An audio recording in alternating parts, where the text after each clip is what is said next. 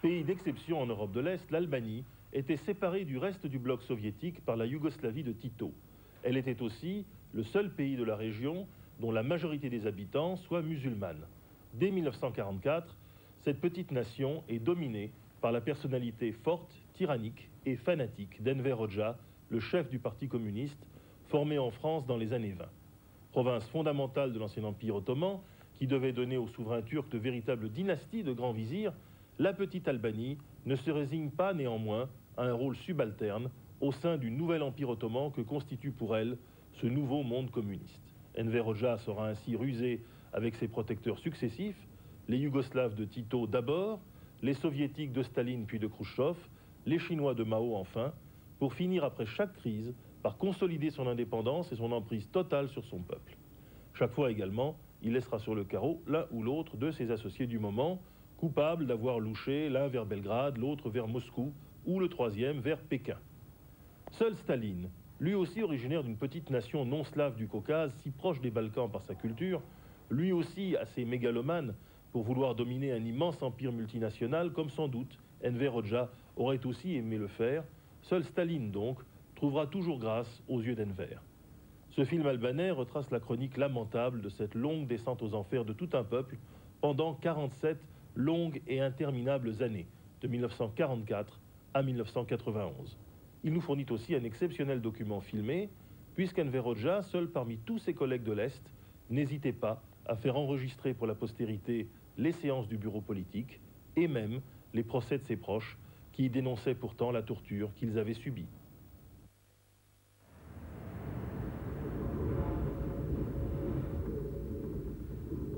Dans le pays où je suis né, on ne pouvait jamais voir la lumière du ciel tout entier. Là où je suis né, tout le monde vivait dans un bunker, les dirigeants et nous. 700 000 bunkers, partout dans le pays. On vivait dans le mensonge et l'ignorance, toujours dans la peur et souvent en prison.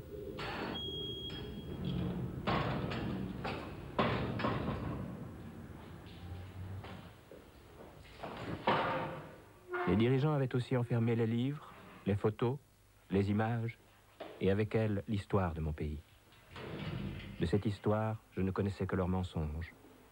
C'est ici, dans les armoires blindées des archives secrètes, qu'ils l'avaient enfermé. Des images filmées, des livres, des photos censurées que je vois pour la première fois, et qui me révèlent l'histoire de mon pays, l'Albanie.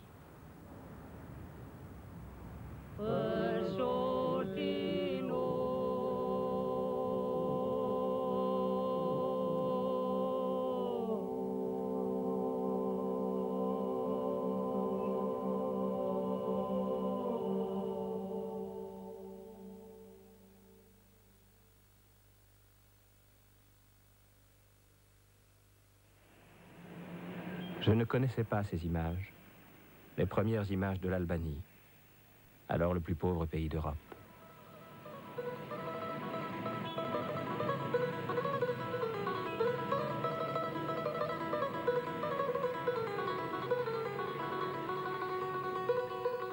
Jusque-là, simple province de l'Empire ottoman, l'Albanie vivait sans histoire, à l'écart de tout. À peine 2 millions d'habitants, en majorité paysans, soumis à des lois ancestrales et fortes qui sont celles du clan. La famille qui dans chaque région exerce le pouvoir. Analphabètes à 90%, pour la plupart musulmans. Il y a aussi des chrétiens orthodoxes et quelques catholiques.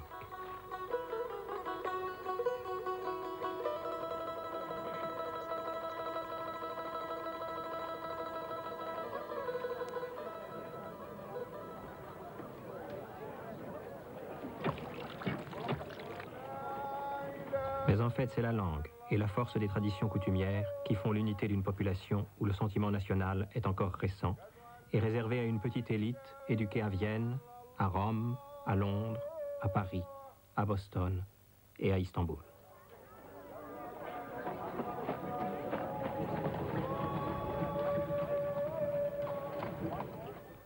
L'indépendance, obtenue en 1912 grâce à l'effondrement de l'Empire ottoman, n'est pas totale. Jusque-là divisée en 4 régions aux dialectes et aux coutumes autonomes, l'Albanie reste amputée de vastes régions occupées par la Yougoslavie et la Grèce, presque la moitié de son territoire.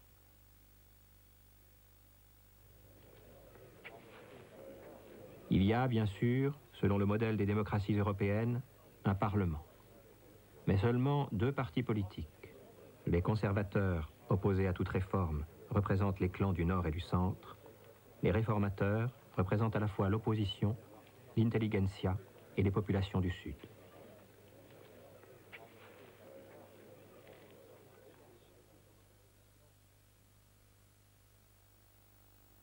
Membre du Parti réformateur, ministre de l'Intérieur puis Premier ministre, Ahmet Zogu devient d'abord président de la République par un coup d'État militaire. 4 ans plus tard, il devient roi, sous le nom de Zog Ier. Intelligent et rusé, ancien élève de l'Académie militaire autrichienne, Zog Ier, tout en respectant le pouvoir des chefs de clan traditionnels et des grands propriétaires fonciers, désarme les populations et supprime le brigandage.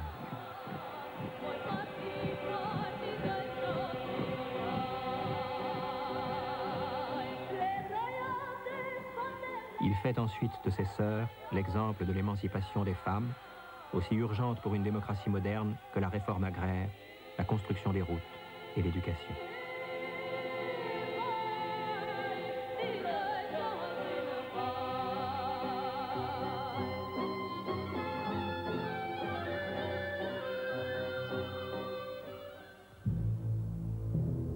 Mais Zog s'affiche de plus en plus avec le comte Ciano, gendre de Mussolini et ministre italien des Affaires étrangères. Un allié riche et puissant face à la Grèce et à la Yougoslavie, mais un allié de plus en plus exigeant et pressant.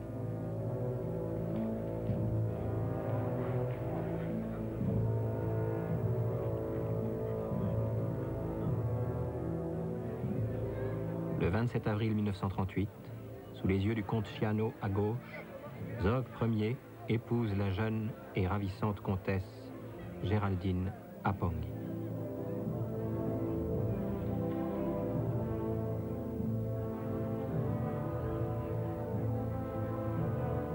La jeune comtesse est hongroise et n'a que 19 ans. Mais le roi n'a pas l'air heureux. Ziblin et Brocard ne lui font oublier ni les appétits italiens, ni qu'Hitler vient au nord d'annexer l'Autriche et la Tchécoslovaquie sans que personne en Europe ne bouge. D'ailleurs, 1 an plus tard, jour pour jour, les troupes italiennes sont à Tirana et occupent l'Albanie.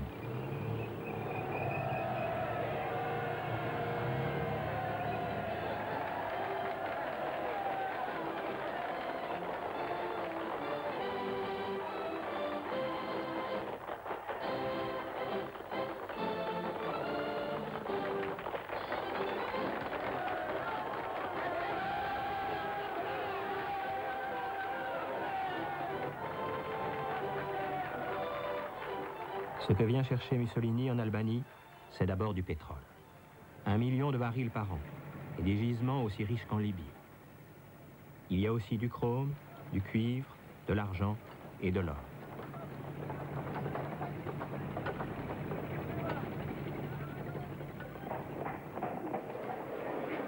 Chassé par l'invasion italienne, Zog est condamné à l'exil. Et le roi d'Italie, Victor Emmanuel III, devient aussi roi d'Albanie. Mussolini rêve alors d'un nouvel empire romain et veut faire de l'Albanie une grande colonie, avec des routes, des ports, des ponts, des écoles, des hôpitaux, 2 millions de colons italiens et, de là, envahir ensuite la Grèce et la Yougoslavie. Des rêves qui enflamment les jeunes pionniers du fascisme, les Balila.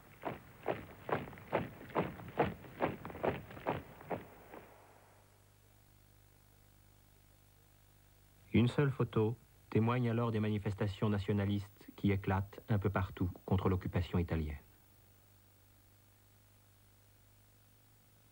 Ce sont pour la plupart des étudiants formés en Italie et qui veulent tous défendre l'identité albanaise et l'indépendance nationale.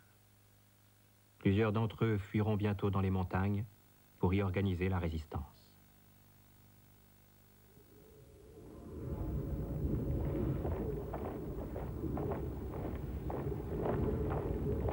1941.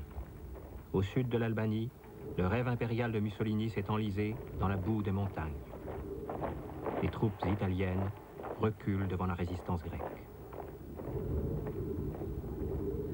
Toutefois, l'invasion italienne a libéré les terres albanaises, occupées depuis 30 ans par les Yougoslaves et les Grecs. C'est, grâce à Mussolini, la Grande Albanie enfin retrouvée. Pendant ce temps, les Alliés préparent le débarquement de Sicile, envisageant alors d'ouvrir un deuxième front dans les Balkans.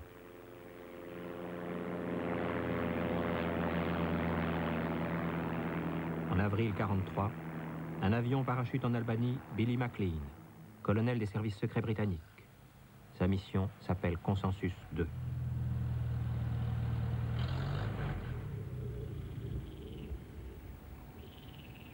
Le major David Smiley, à gauche, et le capitaine Julian Emery au centre complètent la mission.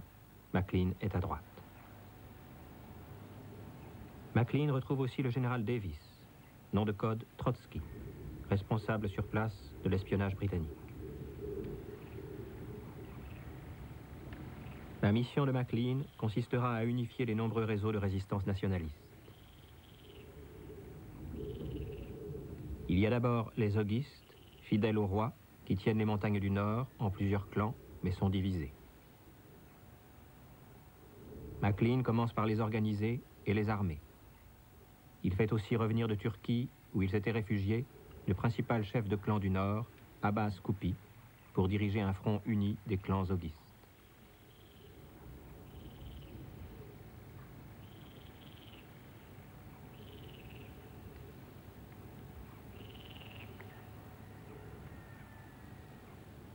David Smiley obtient l'accord de Moharrem Berakhtari, autre chef de clan important.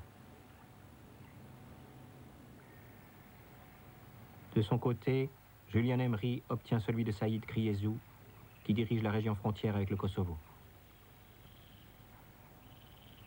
Mais il y a aussi les balistes. Ce sont pour la plupart des intellectuels hostiles au roi Zog, dont ils font le responsable de l'occupation italienne. Ils sont plus difficiles à convaincre et ils exigent des garanties sur les frontières futures que les Britanniques ne veulent pas donner.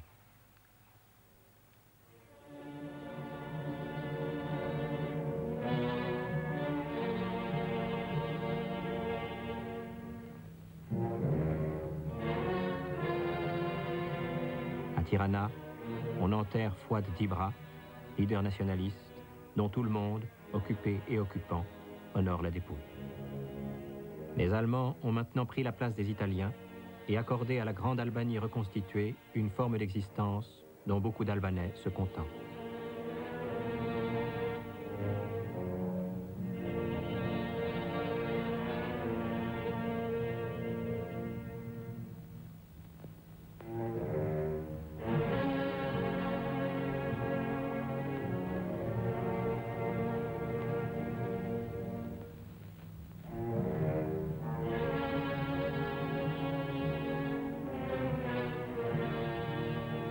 Les difficultés de la guerre en Italie ont condamné les Britanniques à abandonner leur projet de débarquer dans les Balkans. Mais la guerre a déjà basculé. En Grèce, devant la résistance communiste. En Yougoslavie, devant les partisans de Tito. Les Britanniques ne peuvent plus ignorer la résistance communiste dans les Balkans et décident de soutenir Tito.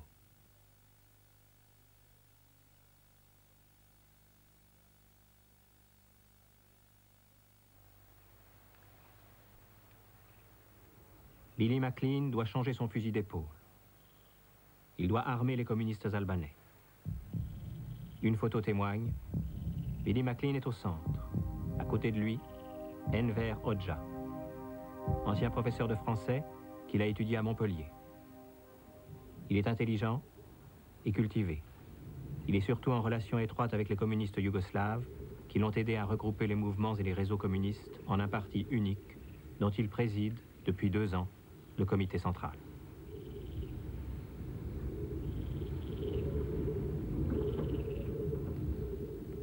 Une autre photo le montre à côté de McLean, parmi les partisans de la première brigade. Derrière eux, la silhouette de Miladin Popovic, agent yougoslave et intermédiaire entre Tito et Enver Hoxha.